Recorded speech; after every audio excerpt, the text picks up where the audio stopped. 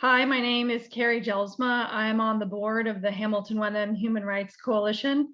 We want to welcome everyone here tonight to our Community in Conversation virtual event series. Tonight's webinar is Raising Anti-Racist Kids. We're thrilled that you can be here, and we're thrilled to have Rory Geller-Mohammed with us tonight as our presenter. Rory is a DEI and anti-racism leadership coach and consultant. She's the founder of You Power Change, the host of the Racially Responsible podcast, and a licensed therapist and social worker. I've worked with Rory before with the National Association of Social Workers, so I have firsthand knowledge. This is going to be a great webinar tonight, thought-provoking and full of good info. Before I pass it over to Rory, I have a couple more things to cover. First, I would like to do a land acknowledgement. We all live on Indigenous land.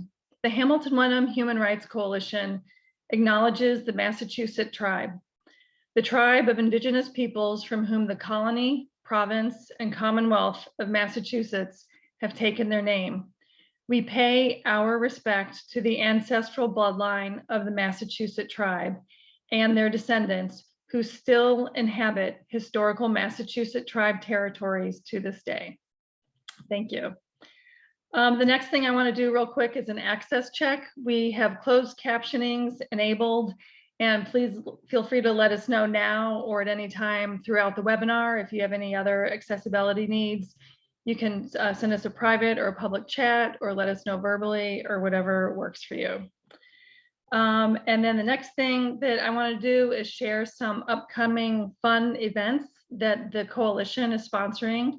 We have our second Hamilton-Wenham annual Pride Picnic on Saturday, June 11th. We also have our Stand Up for Pride Comedy Night on June 18th. And then the last thing I wanted to say is that our format tonight is that we are recording this webinar for the formal presentation. We will turn off the recording when we go to the Q&A. And now I will stop sharing and pass it over to Rory. Welcome, Rory. Thank you. Thank you, Carrie. Hi, everyone. I am going to share my screen now so we can get started.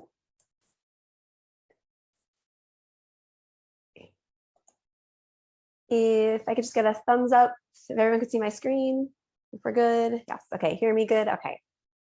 Awesome, all right. So I am Rory Geller-Mohammed. As Carrie mentioned, I'm a licensed clinical social worker and DEI and anti-racism leadership coach and consultant, and I am excited to be talking with you all today about raising anti-racist kids. I want to thank you all for being here for this very important topic, right? There's so much going on right now. And I'm excited that you all are here and dedicated, right, committed to seeing what can we do for this to make this happen.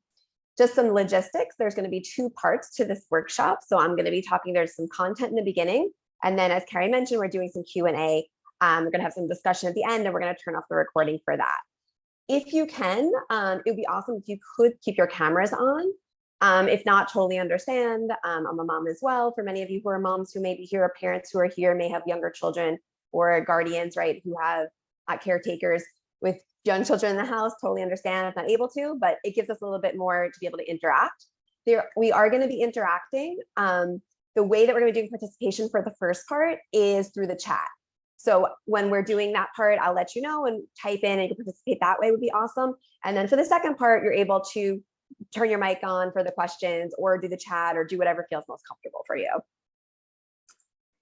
So in today's workshop, what we're going to be talking about is we're going to be talking about how to talk to kids about race and racism and help them build anti-racism skills, what it looks like to integrate anti-racism education practices and actions into family life, how parents and caretakers can practice and model anti-racism practices, and how to navigate personal, family, and community challenges that arise. So I want to just start off by asking who is here with us today. What's your role or connection to kids? Are you a parent, an educator, a grandparent? And how old are the kids in your life? So if you want to put that in the chat, we can just kind of connect with each other, get to know who's here.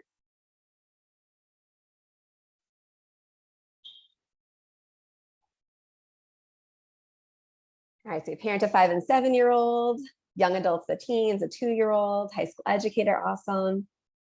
7-year-old, an educator. Awesome. So we have a wide range, right, of kids from littles to much older. And that's awesome. So we're going to be covering a lot, and I'm going to go through some of the things that may need to be geared more towards younger, geared to middle and older. And so we're going to talk about that and cover all of that. I also want to know, how long have you lived in the area? And if you don't live there, where are you joining us from? So how long have you lived in the Hamilton-Wenham area? And if not, where you're joining us from? You can put that in the chat. Okay. 19 years. Okay. So, all right. So we have some people who've been there for quite a number of years, some newer, some more recent. Okay. Some from some other areas. Awesome. Okay. So that's good to know too, right? Because when we're having this conversation, we're talking about what's going on locally, right, as well. And so it's nice to know when we're here, who's been there longer. So some people may know more of the history and been there, and some people may be just coming in and kind of getting up to speed with what's going on in the area. What's one reason you chose to live in the area, or one thing you like about living there? I would love to hear that too, because what we're going to do is really going to focus on locally, right? Like what this looks like at a local level, and what this looks like, because we want to know, how does this connect to us, right? As parents, as educators, as those of us doing this work, how does this connect? And so what is something that you like about the area, or something you like about living there, or why you chose to live there? Okay, so green space, good schools, beautiful here, schools. Okay, I had a feeling that was going to come up. Close to family, that's awesome. Okay, closer to family and schools. So I want you to just kind of see, right? There's a theme, right? Schools is a big one. And so what does it mean when we're choosing schools, right? And we're choosing an area to live because of sort of schools. And what does that mean for us when we want to raise anti-racist kids and we're choosing, right, the area for school? So what is that, right? There's a lot of connection to school. And so it means a lot of our work and that stuff is going to be connected to school as well. Green space, awesome. Okay, so I want to share a little bit about my social identities that I bring into this conversation. Because I think anytime we're talking about issues of race and racism, as a facilitator, I think it's important, right, for anyone having this conversation, it's important to kind of recognize, well, what are some of the identities I'm showing up with in this conversation? So as you can see, I am white. My ethnic background is Ashkenazi Jewish. My pronouns are she and her. I am from New York. I was born in Brooklyn, grew up in Long Island, but I do live in Florida now. And so I've lived here for about 4 years. I grew up in a multiracial family in a predominantly white area. And so that was a lot of reason that kind of I went into doing this work, how it became a big part of my life. And I'll talk more about that as we go on. I'm also in an interfaith, multicultural, multiracial relationship. My husband is Muslim and is a person of color. I'm also a mom, as I mentioned, right? I have a 4 and 6-year-old. So I am in that world right now, raising my kids in this world, doing this work with my kids as well. And I also have worked with many younger kids as a social worker. I was a school social worker for many years. So I bring a lot of those things to this conversation. It's important when we're having these conversations too, to talk about what's the space that we want to create to be able to talk about this stuff. So I want to just talk about some of how we can create a growing and learning space. And these are some of the things I want us to acknowledge for this space. We're coming in with different backgrounds and identities, right? That might be race, ethnicity, gender, sexual orientation, religion, and we all bring different experiences from these identities. We are likely in different places in our growth and learning on this topic. So some of us may have been doing this work for a long time, and some of us may be newer to it. It's important for us to also recognize that we are conscious of our intention versus our impact, right? Sometimes our intention may be one thing, but the impact may be different. And when we're conscious of this, we're able to navigate things in a different way. And so that's important in this space. Part of this work also means that we may make mistakes, and I'm included in that. And if that happens, that I encourage to call each other in, and we could call me in if it is something that I'm saying as well. And that racism is structural, right? That I know, like, obviously we're here, we're having a conversation about raising kids and anti-racist kids. talking about what it looks like to value anti-racism in our lives, bring our families up with the value of anti-racism. But we're recognizing that racism is not just individual, but it's structural and it's systemic and historical in our society. So if everyone can we're good with these agreements, thumbs up or yes in the chat, just so that we can create this space that allows us to have these conversations. Awesome. Okay. The other thing too is this is helpful also when we are having these conversations to just give you some of the things that we'll be doing is I'm also modeling so that you're able to take some of these things as you're going and having conversations in different spaces as well, including, right, even like with your kids, some of these you're talking about these things, more thinking about how do we talk about this stuff.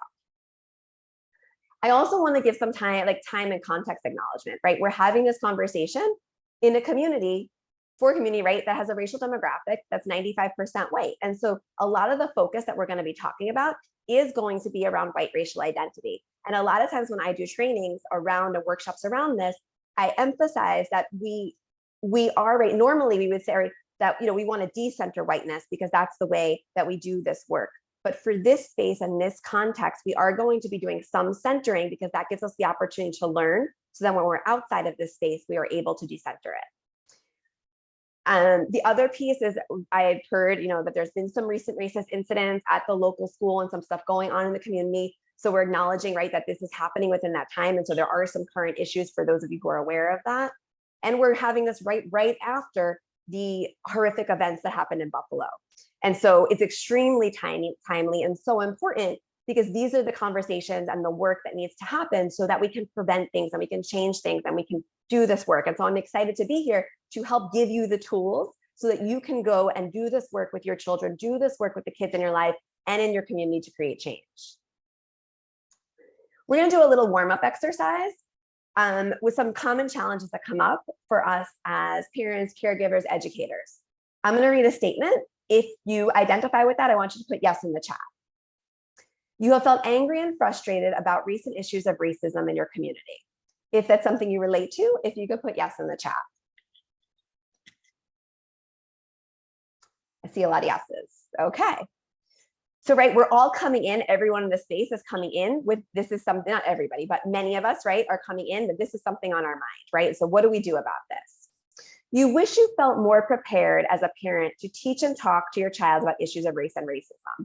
And if you're not a parent, you're able to say any kids in your life, right, for an educator, what that looks like. You wish you felt more prepared for that. Yes in the chat if that's something you identify with. Yeah. The next one is you have distanced or disconnected from a white person in your life. It might be family, friends, neighbors, coworkers, because of issues related to race, racism, and anti-racism work that have come up. If this is something that you connect with, please put yes in the chat. Yeah, I see a lot of yeses, and this is a common one. And so this is important because this matters in the work that we're doing, because we have these connections and we're distancing ourselves, and there's reasons for that, and it makes sense, right? Because we don't, but we also have to think about what does it look like for us to do that work in moving and changing things to create change. And this is the last one we're going to do. You have felt challenged by the enormity of the issue and not sure what you could do as a parent or community member to make a difference. I'm going to change it up and put one in the chat if you agree. That it just feels like it's such a big issue, and sometimes it can feel overwhelming. So if you ever feel like, it just feels overwhelming, not sure where to start, okay, a lot of ones. So I just want to take a minute, right, for us to see, like, what do we recognize from this exercise, right? There's a lot of commonality here where a lot of times when we're doing this work, it can feel very much like we're alone, or we're the only one going through it, or we just don't know how to do it. But as you can see, right, there's a lot of us here who are feeling very similar. And that's why we're here together to talk about what are the tools and resources we need to be able to show up and work with, help our kids learn and grow and create change. What's causing these challenges, right? All those challenges that we're going through, what many of it, right? Those of us who hold a privilege or advantage racial identity, right? So those of us who are white and desire to raise anti-racist kids often lack the knowledge, skills, and strategies that are needed to truly make that happen. Now, that's not to say that people that are people of color don't have all the skills and strategies, but for right now, we're talking about, right, with what it means for those of us who hold that identity. What are we missing? What's happening that's really making us struggle with this? And what I'm going to teach you, we're going to feel more confident to be able to talk to your kids about race and racism. You're going to be clear on what it looks like to integrate this into your anti-racism education and practices and in family life, and have a deeper understanding of how to practice this. And you're going to feel more prepared. You're going to you'll know what is needed to raise anti-racist kids. We're going to dig into some things now, but for some principles that are going to help you. Before we do that, I just want to share a story of my personal story of how I got involved with this and how it really helped me to develop these principles, develop the model that I use, and what it meant for me as a young person navigating this. So when I was a teenager, this is my family, when I was a teenager, my brother and I started driving. That's my brother on the right side. He is a person of color. As I mentioned, I grew up in a multiracial family. My brother and I started driving around the same time. We are around the same age. And there were things that were showing up that I hadn't recognized before, right? So my awareness as a white person really opened up, where he would get stopped by police, harassed, treated poorly, where I was driving, we were both learning to drive. I never got stopped, nothing happened. We're in the same area, right? We're same, right? Same family, same things, except our skin color, right? So for me, there was a lot of emotions that came up for me, and I didn't know how to deal with it. And so one of the things that happens with our young people, right, and with our kids, is what are the feelings that are coming up when they start to get this awareness that things are off, right? We're living in a society where there's, where there's oppression, right? Where things are unfair. And so for me, there were different feelings that came up. So some of it was anxious and worry, right? I worried about my brother. I was anxious about talking about these topics. I felt guilt and shame around my identity as a white person. What was I supposed to, I didn't know what to do with that, right? I felt anger and frustration, and I felt isolated and alone. I didn't feel like my friends understood. And I didn't feel my white friends, right? They didn't feel like I could connect with them. And there was a big all of a sudden, there was like this big disconnect. And so, not to say that every child will go through that, but it's something to think about as we're talking about these things with our kids. Paying attention to emotions is really important. And this is part of the reason that I developed, right, that I do this work. It brought me into going to social work and to doing DEI and anti-racism work, was because of my personal experiences with this. And the fact that how do we create change, and advocating for change was one of the coping mechanisms that I use, and that I encourage you to all, right, teach your children to use as well, as a way of navigating these issues and topics. So 4 principles that will guide you in raising anti-racist kids. The first one is recognizing that you are learning together with your child, right? It's not like stuff, well, we just learned this in school and when we were younger, and now we could just teach it to our kids, right? It's not the same as like when they bring home math or science. And even sometimes then we have to go do research or look things up, right? It's different. We have to recognize that we are learning this with them. And I want to talk about why is that and what's going on with that. Most of us, right, those of us who are white, many of us grew up in families, school systems, communities where the issues weren't taught, they weren't discussed, it wasn't part of our curriculum. We had limited personal experiences and relationships with people of color as well. A lot of this is because segregation existed, and then there was communities were still segregated, right? Even though the lines were still there. And so many of us were not having these conversations.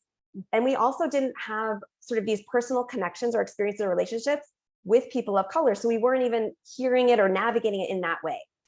Many of us were missing history, right? We didn't know who were white anti-racists, right? We learned about the civil rights movement. We didn't really learn about what the white people did. Where were the white people that were part of the civil rights movement? Wasn't really what all those times, who were the white people that were doing anti-racism work in history? And so I want to point that out, right? So Anne Braden, right? That's somebody. Biography, right? Who were those people? And so how do we help teach children that they do have a history in this, and that there was historical context? It wasn't only that white people did bad things, right? Or what that looks like in history, that there were a lot of people who were the people that were doing stuff. So we were missing a lot of history. We were also missing the history of like, why are we in the situation that we're in now, right? Why does racism exist? What was the racism that existed? We missed that history. We were missing the practice of having these conversations, right? We never had them with our families. So now we're having them with our kids, but there's no context for that. We didn't know what it felt like We didn't know, like, does it feel good? We don't know what it feels like for them at their age, learning these things for many of us. So keeping that in mind, that we are learning this, which means we might make mistakes along the way and we're going to have to repair them. It means that we have to do the work to learn and grow with them. And that's okay. And that we can tell them that we are learning along the way with them. We are not experts in this and that we're learning, and that's okay. So identifying that for kids too. So for older ones, right? Younger kids may not understand it, but you can say, like, your kids might be able to teach you stuff as well. And so it can be something, well, you can tell them, well, you can teach me as well what you're learning about these things. The idea, right? Many of us know, right? Books, TV shows, community events, and building relationships with people of color. Those are ways that we can learn together, but learning, right? Just building on our internal learning.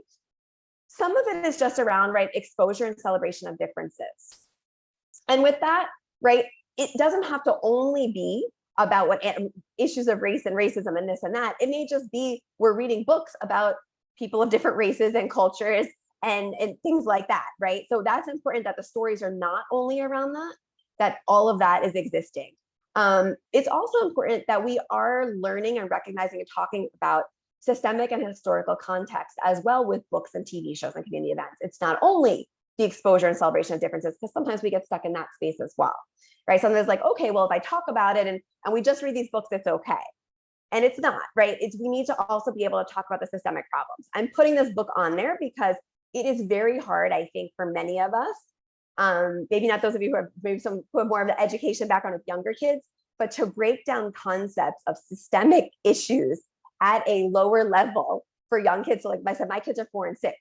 So how do you explain systems? For me, that was something. How do I explain systems at that kind of level? So this book specifically, Our Scan of First Conversation About Race, is a good one. So for those of you looking for a specific book, I know sometimes, and there'll be more. I have be sharing some books. I have some resources for you all as well. But this is a good one that talks about some systemic and historical context at that level. And it talks about not only like where does the color of our skin come from, right? Melanin and those things, and just differences in general. When do we see differences? What do we call differences? But also who gave the names to race? Like who created race, this social construct? And so that there's some things around that. The other piece of it is building authentic relationships with people of color. I'm gonna just go out on a limb and guess that many of us, and I had this experience, right, even growing up, when we live in a predominantly white area, we do not have as many interactions with people of color, and we especially don't have as many close relationships, right? And some, even like with clients I've worked with in the past, some of the things we've worked on is how do I build authentic, close relationships with people of color in my life? Sometimes there's like sort of a disconnect, and we may think it's a close relationship where it's not. And so are our kids building those relationships? And if not, how are we creating those relationships? How are we putting our kids in spaces to connect with people that are different than them, right? What does that look like? How do we have to be very intentional about what that looks like? The second principle, how are we doing so far? Everyone, if there's any questions, feel free to put that in chat, thumbs up. Okay, awesome. The second one is modeling anti-racism practices for your kids, embodying your anti-racism values. So when we talk about modeling it, a lot of this means that this is stuff that we have to do. This workshop is about raising anti-racist kids, but if we're not doing this stuff, it's not going to work for them. So it is focused on what we need to do as the grown-ups in the situation. So for example, modeling it, setting up a meeting with the principal at a child's school to talk about issues. Some clients I've worked with, right, they've started an intergenerational family book club in their family. Writing an advocacy letter asking for a meeting within your workplace, right? Or in your community, at an organization you're connected to in your community. Someone, joining a DEI committee at work or in your organization or at your child's school. Someone I had worked with collaborated with a local synagogue to do a workshop connected to it. Someone else is creating a play that could just open up conversations in their church. So different things that we can do, that we are modeling these things and expanding these conversations. And sometimes it's uncomfortable. And that just reminds us that, okay, we know kind of how our kids are feeling, which goes into what we're going to be talking about next as well. But I'm going to skip that for a minute.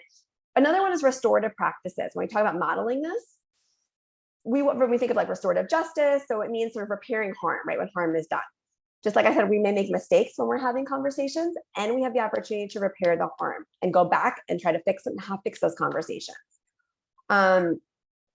It's also important in parenting, right? With our little kids, we can teach them when they make mistakes. Well, that's how do we repair the harm? With our bigger kids, how are we walking them through it?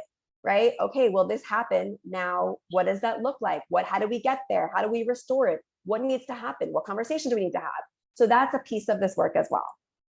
Creating space to process emotions. This is a feelings chart. It's important. One thing is kids need to be able to identify their emotions. We need to understand that emotions are very strong and connected to this. We need to be able to talk about this. This is for younger kids. There's also, if you Google like feelings chart, you could get other ones as well for older kids. It gives a more expansive language around it. It helps to just put language around those things. I know with adolescents, right, we're not always going to talk. They don't want to talk about their feelings as much. A way to get them to open up a little bit more can be, how was your friend feeling about that? Or how did so-and-so seem with that, right? Asking so it's not on them. Sometimes it's more helpful to talk about it in a third, like for somebody else versus them, will help with the older kids. And so really connecting it to emotions, but we understand where they're at with it. What part is hard for them when we're talking about it? What part is, how are we navigating this? And just really focusing on the emotional piece of it. The fourth one is teaching how to advocate and organize for change. As I mentioned this before, right? The coping mechanism. This is a big one because when we're having these big, huge emotions, what do we do with them? When we feel frustrated, when we feel angry, when they're recognizing all of these things happening, how do we help them navigate this? We have to teach them how to advocate and organize. And it's important, we're modeling that, so they're seeing us doing that, and then we can help them do it as well. How do they learn to speak up, right? And these are things that we want kids most of the time to learn anyway, right? Leadership skills, right? How do we learn to speak up when something's not right? How do we bring it to the forefront? How do we make sure that if nobody's talking about it and we see it, we can bring it up? But that also goes back to, right, like walking through the emotions. So a big piece is also processing emotions as we're doing these things. So just some examples, right? Teaching them how to speak to a teacher or a principal, right? And role play is a huge one. Role play it with them at home, go through different scenarios of things, and role play for even with the friends, right? Like, how do they talk to friends about this? What happens when this comes up? Role play is the biggest way to get them to practice with you. Connecting with a grassroots organizing group, starting a club around this, writing a letter to a newspaper, the school newspaper, a local newspaper, raising money for it, right? There's so many different ways, helping them to be creative around it, giving them some room to create and work that way. So from these 4 principles, I'm curious, which ones will be most helpful for you? You can put the number 1, 2, 3, or 4.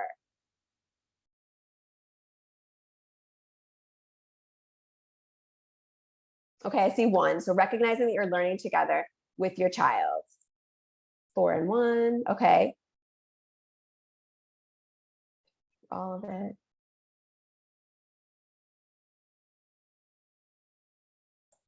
All right, awesome.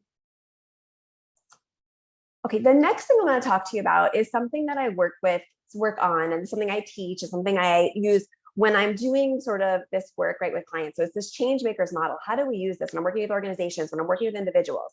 How do we become change makers? How do we help our kids become change makers? What does that look like? And there's 3 areas of this, and I'm going to go through each 3. I'm going to explain what you can do around this. The first one is awareness. The first piece is we have to have an awareness. They have to know that these issues are existing. They have to be able to see issues of race and racism. Many of us, or not many, some of us may have grown up in families where they would say, oh, I'm colorblind. I don't see color. And we don't recognize the importance of that. It is important to see color, and that by bringing an awareness, it's not a bad thing. It means that we're acknowledging and celebrating differences of people, which is awesome. And so how do we help our kids see the awareness? So a piece of it, right, we have to see it ourselves in order to teach them. So we have to always be working on our awareness. And how do we help them see it? And so I'm going to show you a tool that you can use to do as a family, individually for yourself, individually with your kids. I mean, like do with them and to help them. So one is mapping out your spaces. One way of doing this is, you can just put your name in the inside where it says your sphere of influence. You put your name or put your family name, and you put all the spaces that you guys are connected to, right? So you might be connected to school. What are the activities? What are all the spaces that you're in? There might be extracurricular activities, and map out specifically which one it is. This is just an example. So if your child's like on soccer, put soccer on there, right? If you go to the library, you do like a parent and me class at the library, put that in there. All the spaces that you're connected with. That's the first, you just kind of map it out, right? Have it out there. If there's faith-based institution, if you're on a committee in part of that, map it out, right? So you see, keep drawing the lines so that it keeps going from there. It doesn't have to go from the middle. So how I have school and then extracurricular activities. So if you're on an additional committee, put that in those lines for there. You want to be able to see it. Having the visual can be helpful when you're working with kids. Once we see all our spaces, I'm going to go through some questions you can ask yourselves, ask your kids, talk about, to help them navigate issues of race and racism, so bring it up so we expand that awareness. Some of these questions are, right, who is in these spaces? What does it look like, right? When you think about racial ethnic diversity, what does it look like in these spaces? What groups are in these spaces? What races, ethnic backgrounds do we see in these spaces?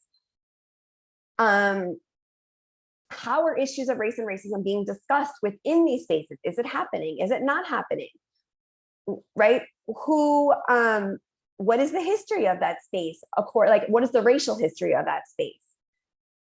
Who holds power in those spaces? And what does the breakdown racially look like?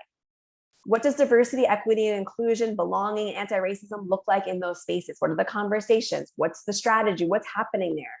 And what are the opportunities for change? If we see, we notice, okay, well, there's a whole bunch of white people in this space. We're not really seeing issues of race and racism. We can then talk, and your child's recognizing this, you can say, well, what is one way we can bring this into the conversation so that we are not leaving it out, right? Because we want to be actively anti-racist. And then once we say, you could just ask, right? How do I bring it into the conversation? Just by saying, one thing I noticed is that it's mostly white people in this space. What do we think about that? How did it get to be this way? And kind of go from there. And then you can also, that's a way you could role play with your child to bring that up. You can go through the emotional process of what does it feel like to bring up those things. So that's a specific exercise you can use. The second one is skills and strategies. I'm just gonna take a drink. We need to build our skills and strategies, and we need to help our children build their skills and strategies to be change makers. One way of doing this is by getting a deeper understanding around racial identity development. Racial identity development is basically what development looks like around race. So taking us from the same way we would talk about kind of like child development, right? How kids go through different stages of growth. It's kind of like the same thing, but it's around issues of race.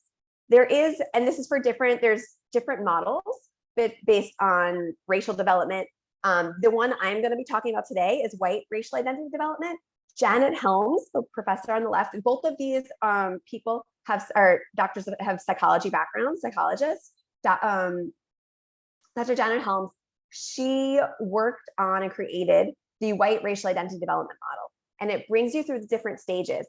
First stage kind of being like, I don't see color, I don't recognize this, this isn't even on my, like a thing for me, all the way through, right? Oh, I'm kind of noticing it, it feels uncomfortable, to, well, this is what it looks like to be actively anti-racist, and this is the way it shows, the way I'm navigating these issues, right?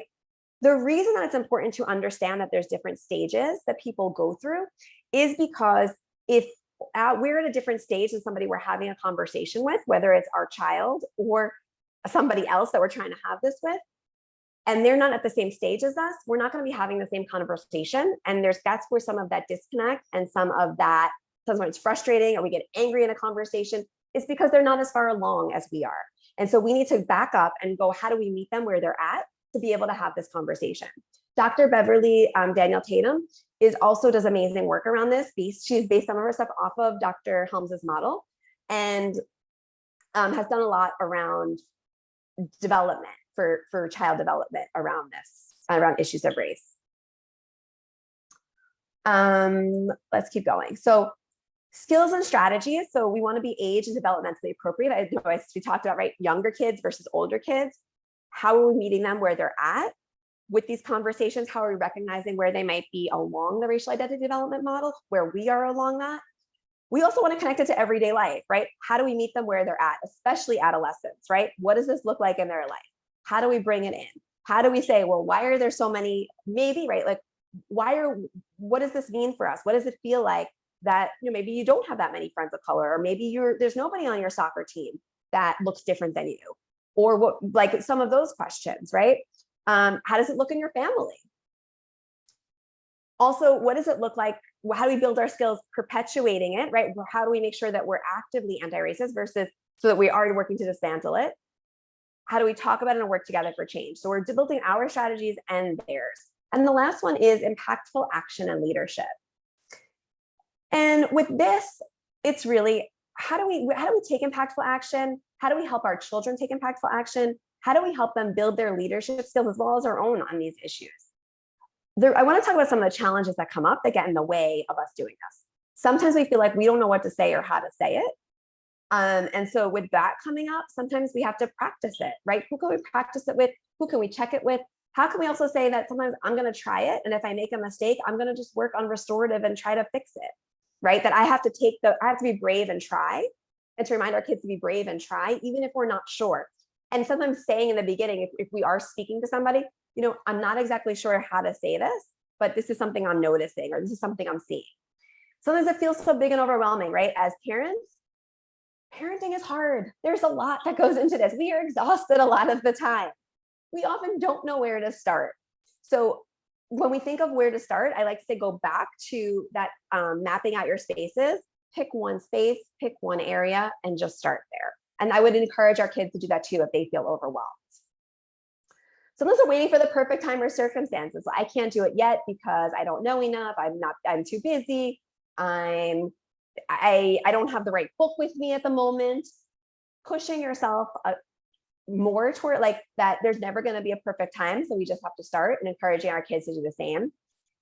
Getting stuck in learning mode. I don't know enough yet, right? I don't know enough to have this conversation. I don't know. And we can sometimes get stuck. Well, I'm just going to read more. I'm just going to watch this documentary. I'm just going to learn. We have to move to action. We cannot only say, we will always be learning and growing. So don't stop learning, but continue to also take action. Worrying about messing up the conversation, especially as parents, right? If I say, especially with little kids, right? Well, if I say this, are they going to go and repeat it or say the wrong thing or this or that, right? We have to be brave with some of this and try, right? And go back to the idea of restorative practices. We went by modeling restorative practices that we do mess up. We're teaching them that they can be brave and they're not always going to get it right, and that there's opportunities to fix it. And that sometimes they can get it right. It will be right. It will be right. It will be making a difference, and what that looks like. So I want to just give some examples. So someone that I had worked with, she had texted me. So she wasn't sure where to start. We had this whole conversation, like she was overwhelmed with it. She has 2 young kids. Where do I start in this work? And so for her first step was, she works in the brewing industry. So she joined their DI committee, and that was a step for her, right? She's already in that space. So sometimes it's just thinking of what's one small step.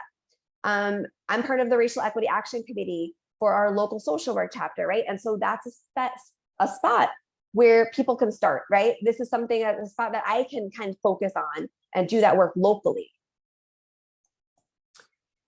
And so now, right, being a change maker, right? We want to be change makers. We want to help our kids to be change makers. From what we've talked about so far today, I want to give you all a moment. If you kind of think of one small action step that you could take this week that aligns with your commitment to raise anti-racist kids. If you're an educator, it can be with your students or just kind of thinking about it, or with your kids. What's one small action step that you can take from what we talked about? If anybody is open to sharing and putting it in the chat, that would be awesome. If it's just something you want to think about, that would be great. If you're feeling stuck and not sure, you put that in too. Just kind of like, I'm not sure, because that'll be helpful for me, because when we get to question and answer, then we can kind of dig into that a little bit as well. Talk with them about white identity, racial identity development. That's awesome. But Dr. Tatum's book on Amazon, really cool, right? So that's a good one too. Continue our conversation about what happened at prom. Yes. And knowing that it's multiple conversations and the context, and going back to the structural and institutional piece, right? What's the historical aspect of it? What's the structural piece?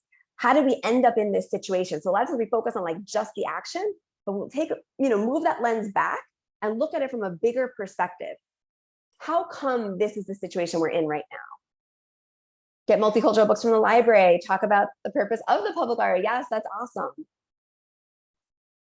Order the kids the book about our skin. Yes. So see, these are, right? How inspiring for all of us to be here in this space, to even taking one action. If all of us do this, and then it starts, the ripple effect, right, starts to happen, imagine what change can happen. So yes, map out the spaces. I want to pause right now.